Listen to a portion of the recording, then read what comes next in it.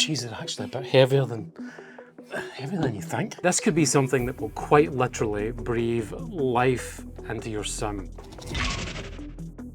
These are the CLS-E Mach 2 force feedback rudder pedals by Brunner. Quick transparency call out, Brunner did send this to me for testing as a loaner. Everything else was left up to me.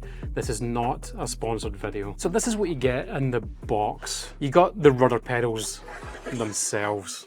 Then you have the power cable and a power brick, which is these two things here. And it comes with a comes with a USB cable, does not come with a Cat 5 cable, USB cable. And there's a couple of extra tools, which I think it was a hex key I got with it. It's not in reach, but yeah, let's move on. So visually these look much like the yoke I reviewed last month. It's a very solid looking design. It's made out of the same material. You know, it's all metal. Everything's metal this time, actually, including the pedals themselves. And one thing that's caught my eye straight away was the sheer chunkiness of these pedals, and they have a really nice, clean, solid look and feel to them. I mean, that could even be a little bit stiff. It's hard to tell. I mean, obviously I'm using my hands to move this, but we'll find out pretty soon because we're going to get these on the rig. The whole unit all round, you know, it's just got that tank feeling to it. That's the only way to describe it. Size-wise, they're pretty much what I expected. I mean, check out the length of the throw on the pedals. You know, I mean, what is that? That's actually, let's measure it. Where is that measuring tape? Why is it you always lose the bloody measuring tape? All right, got it. This is just, it's gonna be a very quick measurement. So we're talking 19-20 centimeters of full throw, and I mean, that's pretty cool. So on the back we've got the power connection, USB cable, a couple of Cat 5s on the back. I think the Cat cable connection is for use when like connected through the yoke, but we'll confirm that later on. If you're interested in the force feedback yoke, check back in the channel for the full review of that. Now, I was told by Brunner that connecting the rudders through the yoke and then into the PC can enable some extra features. Now, I don't know exactly what that is or how it works, but we will get to that in the full review in a few weeks. So what else sticks out here? It's got a very strong looking and feeling design. It's full metal build. Everything seems to be metal. I can't see any plastic anywhere. The unit is fairly compact with what I'd call almost kind of like full-size GA style footrests. The build quality of the footrests is actually an absolute highlight. I mean, these footrests are just absolutely beautifully made. The base sits on, it looks like a 3mm steel plate with the mounting holes. The mounting holes look like they are maybe 4mm. It's time to get these bad boys plugged in and running on the sim.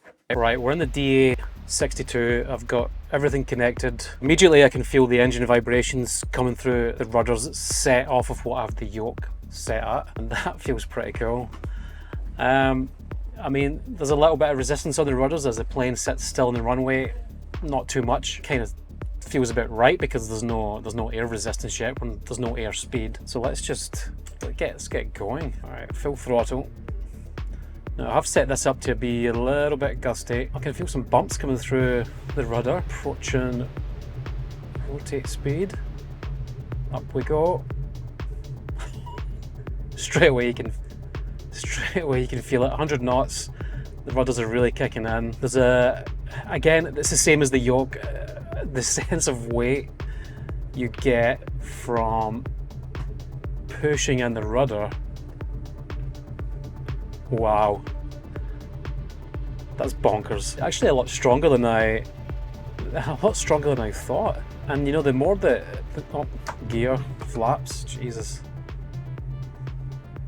All right, we should pick up a bit of airspeed now. Yeah, there we go, 120 knots, and it's getting stronger. It is that force I need to apply to the rudder pedal is getting stronger. And you know, Man, these things are pretty strong, and you want to push it the full way. Whoa. It really is quite impressive how hard you have to push for full deflection at, what, 130 knots? And we're in the DA62. One thing that's immediately apparent is now my feet seem to be connected to the plane. Before, with older rudders, I suppose I just used them for takeoff and really not much else. Maybe back off the power a little bit.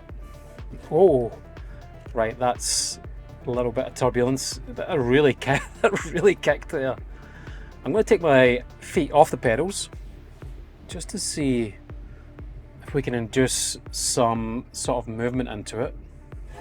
Oh, there we go. Now, I'm not really concentrating where I'm going right now.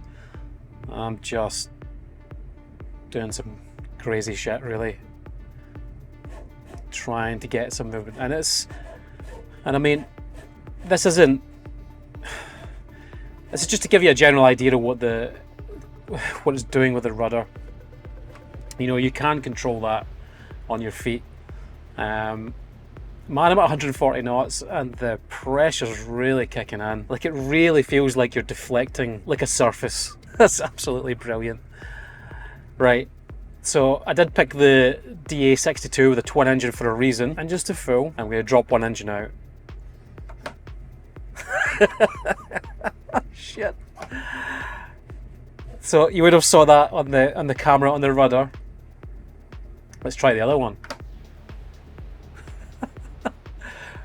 Alright, bring it back. Okay, I'm going to take my feet off this time. I'll take the feet off. Oh shit. Power back, power back. And the other one. That is phenomenal. Sure, you can fight against it. Let's drop it this way. And I'll fight against. And I'm putting some heavy pressure into that. That is really impressive. Now I'm kind of holding the plane straight with the rudder, but man, I feel like I couldn't hold this for long. Let's bring it back. There we go. Pressure releases. Jesus, this is something else. Oh, there we go. There's a little bit of turbulence. She's gone nuts. Man, there's one thing a set of force feedback rudders will do for you. You cannot switch off for a second. Quite often, I think in Flight Simulator, you know, you get the plane in the air, you know, the feet come off the rudders, you just, you know, you're kind of flying around, not really bothering too much. Not with a set of force feedback rudders. It's constant, or more or less constant input. Just on the way in here, I will mention the linear throw. I know we showed it at the beginning, I think it was like 19 centimeters or something like that. Under the foot, it feels way more than that. It feels like I've got so much fine rudder control. Another thing, I still can't get over the strength of these. Now, I haven't really played or, you know, mucked around with the settings in CLS to sim, so that's definitely, we're definitely going to have to do that. I mean, first impressions, I'm kind of gobsmacked a little bit. I'm going to try and keep my turns a little more coordinated. See, I'm already thinking more about it. Just with all that feedback coming through. Gear down. I'm going to leave flaps up because it's not the best weather to be landing in. We're looking good on the Pappies. 2 red, 2 white. Just dropped into 3 red. I'm a bit low. I am using the rudder just a little bit, just to line her up. I mean, this plane for me is a difficult one to fly. I don't often fly the DA62. Kind of in line, but yeah, here we go.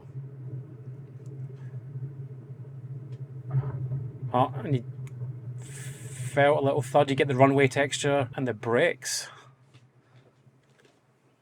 The brakes feel nice. Now, I did mention I thought they were a bit stiff when I was using them by hand. But obviously with your feet, your legs and feet are much stronger than your hands and your arms. It just feels tight. So that's it for the first impressions on the Brunner force feedback rudders. Kind of blew my mind in a sense. So yeah, check back in a couple of weeks and we'll have the full review on these crazy rudder pedals.